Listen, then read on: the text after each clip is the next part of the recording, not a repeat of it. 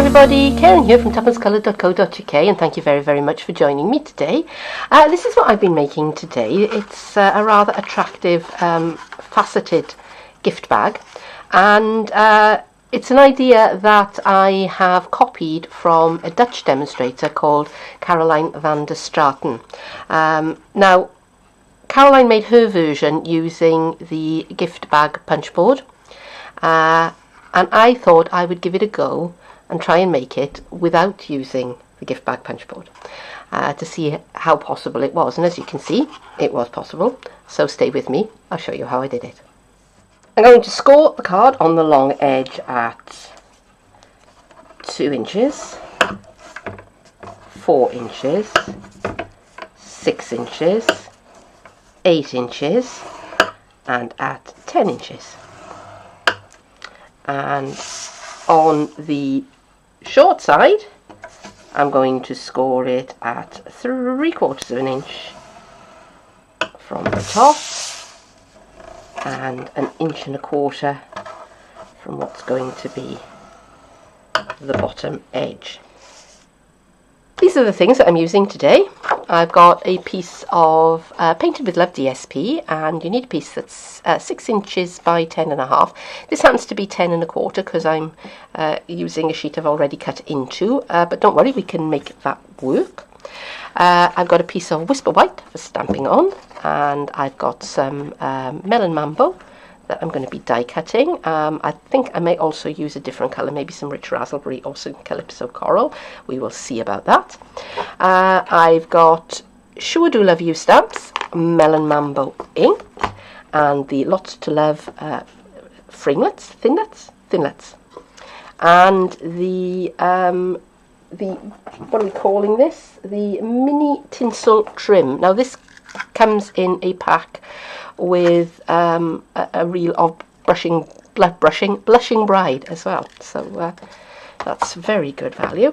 I've also got a circle punch. This one happens to be a 2.25 inch one, but anything that's about 1.5 inches or larger will do. So yeah, those are the things that I'm using today.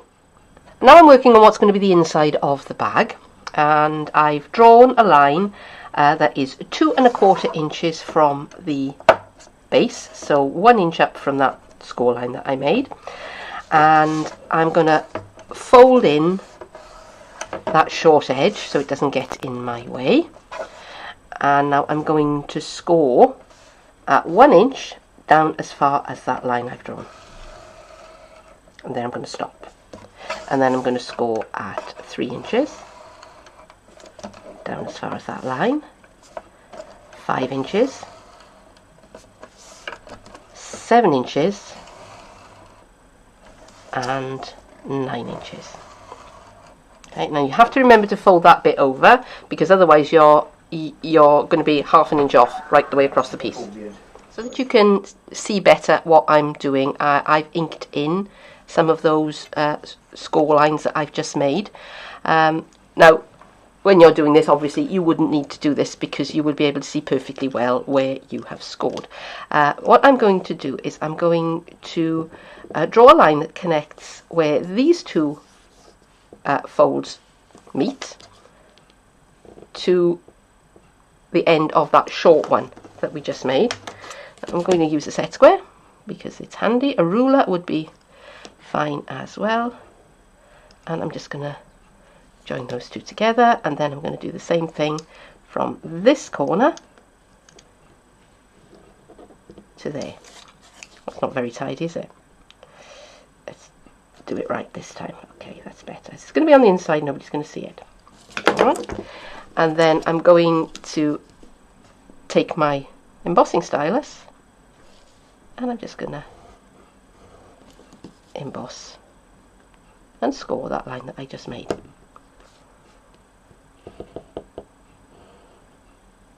Okay.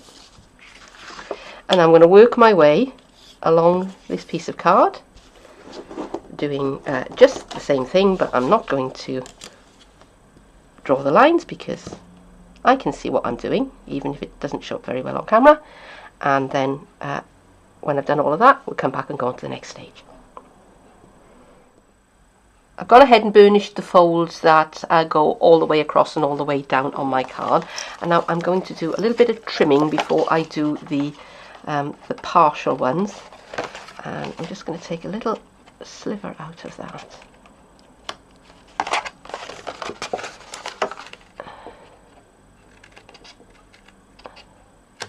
And I'm folding my card over as I'm making the snips up towards that that lower fold.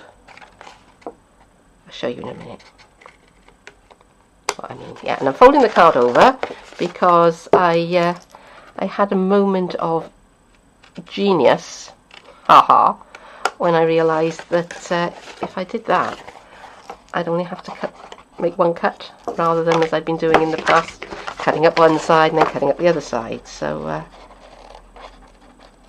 just trim that one off at the end because I want to take a little skinny sliver out of those parts. Now I don't need this little piece on the end, so I'm going to cut that away, and I'm going to cut a little V shape at the top here and snip that bit away. Okay. Now because my card is slightly undersized, I've only got about 1/4 of an inch on that end there. If you cut the card according to the measurements that I tell you, you'll have half an inch and it'll be a little bit easier for you. Okay, so now I'm going to start burnishing the part-way folds. So what I'm doing is I'm just pinching along that fold there, and then when I get to the triangular piece at the bottom, I'm just pinching that as well. So this is a mountain fold, and these are valley folds. So that's a mountain fold, mountain fold, mountain fold. Do the next one. So I'm pinching down as far as where the triangles are, and just pinching. Just doing this with my fingers. This will be fine. Okay.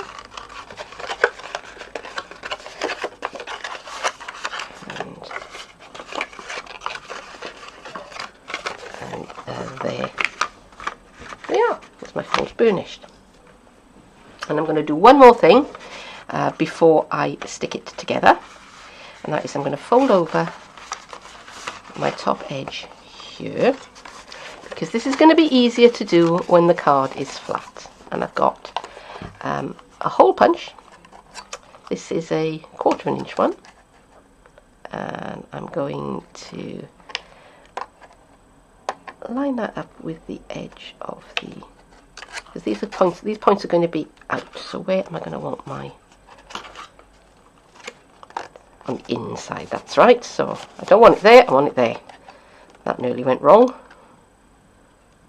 Just about there. Okay, so now if I fold the card, I can see where I need my next hole to be. And fold it again.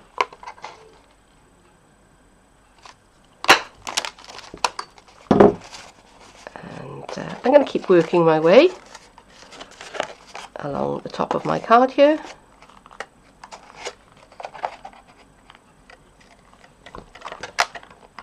And if it's too hard to do, it means you've got something there that you don't need, because it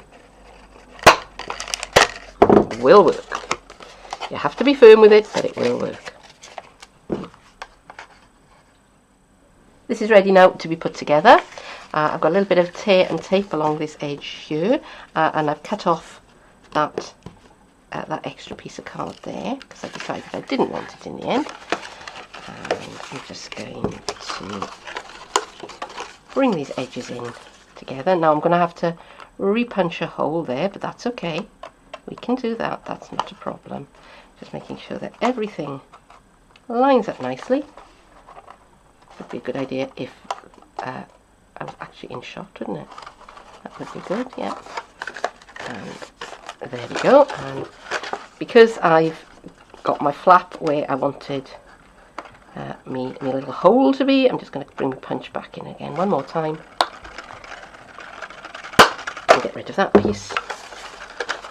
And there we go. So here's how I'm going to close up the base. I'm going to push that flap in, and then that flap goes on top of it, and then that flap goes on top of it, and then that flap goes on top of it, and this last flap has got to go on top of this one and under the one next to it. They all fit together snugly like that. And to make it nice and solid at the bottom, I've got a circle of rich raspberry card. I cut this out with a 2 1/4 inch circle punch. Now I'm using liquid adhesive. You could use whatever you like. I would recommend something a bit stronger than snail. Okay, so turn that over, take my bone folder and press everything down in place. Now if I want to, I can cut another piece of card the same and pop that on the inside. Sort of depends what I'm going to be putting in my bag. If it's going to be something that's that's quite heavy, then I might want to do that. And I can't make up my mind whether to call this a bag or a box. I have a strip of Whisper White, which is about 5/8 of an inch wide. I've got my stamp onto my clear block, and I'm just inking it up with Melon Manful with a bit of light tapping. And I'm going to place that around about there. And I'm pressing it down, and I'm giving the ink time to transfer. And I think that's enough. And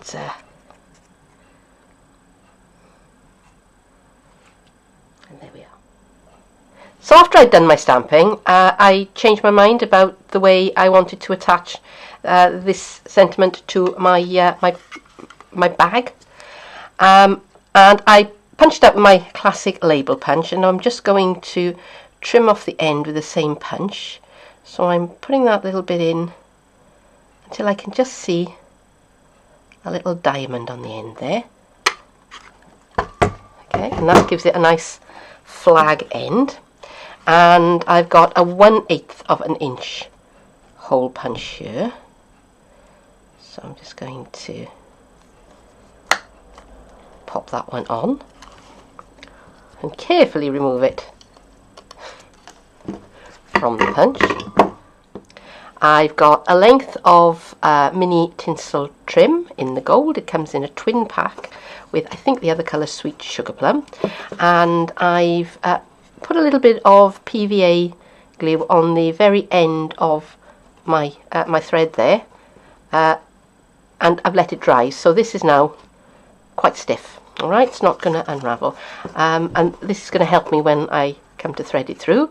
It has been suggested that using a darning needle would be a good idea, and yeah, it would be a very good idea if I could find where I'd left mine. So I'm going to do this instead. Right, so I've gone through my first pair of holes that I've punched, and I'm also going to pass it through the stamped label that I just made, and I'm just squeezing the points together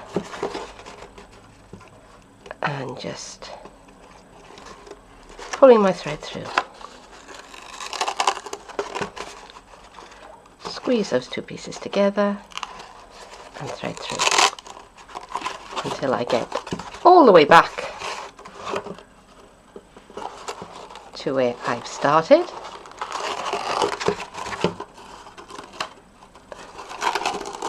And now I can just arrange the thread the way I want it, and I can just pull that shut and tie a knot. And I'm not sure whether I said, because I can't remember the last 5 minutes, but obviously if you were giving this with a gift, then you'd put the gift in before you tied the bow, wouldn't you? Okay. Yep.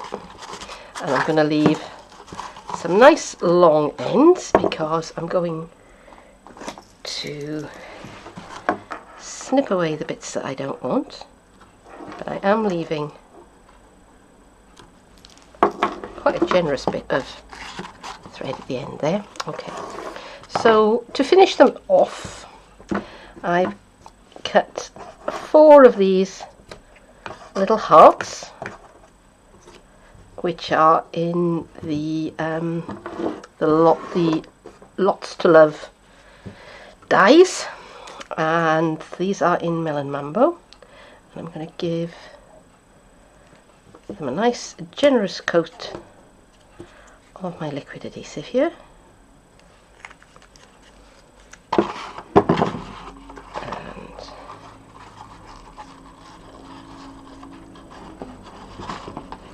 take one end and pop my thread onto it and cover it over with the other one. Now I know from experience that this thread trim, it doesn't really like adhesive. Whoops, I'll get that in a minute.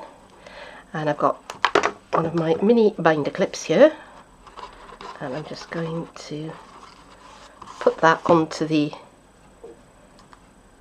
end of my 2 pieces which I've stuck together, and I'm just clipping that in place just to hold it down and to make sure it sticks. Now I'm going to go and retrieve the clip that went onto the floor, and I'm going to do the same with these 2 hearts on that end of the